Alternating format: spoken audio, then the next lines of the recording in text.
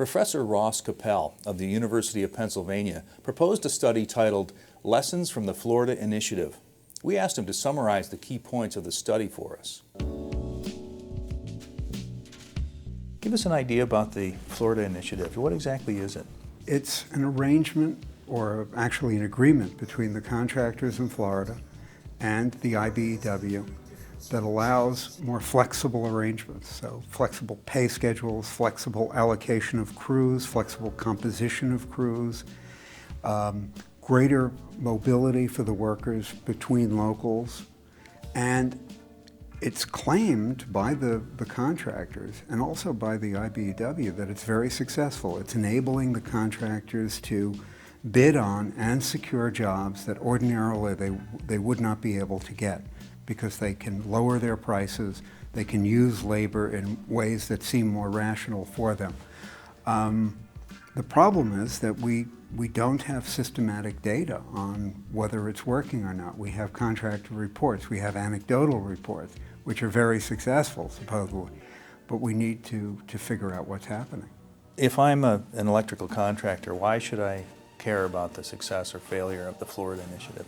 It may be a model that will make the industry far more viable for the unionized sector, because it gives the kind of flexibility, the kind of adaptations that contractors say they need, and that the IBEW, recognizing how tight the market is willing to cooperate on. In fact, there's been some significant support from the IBEW. Is Florida such a special case that you may not be able to generalize from it? Probably we can generalize from it. Probably the lessons of Florida, may be modified, maybe not, are applicable to the nation. That's our big question. But there are reasons why Florida is different. They've had 7 hurricanes in the past 2 years. So there's building to make up for repairs, to correct the damage caused by those horrific storms. It's experienced a tremendous housing boom and building boom. And so not other areas of the nation have enjoyed such success. And so those are issues that have to be examined. Do we know enough about the Florida Initiative to apply the lessons elsewhere?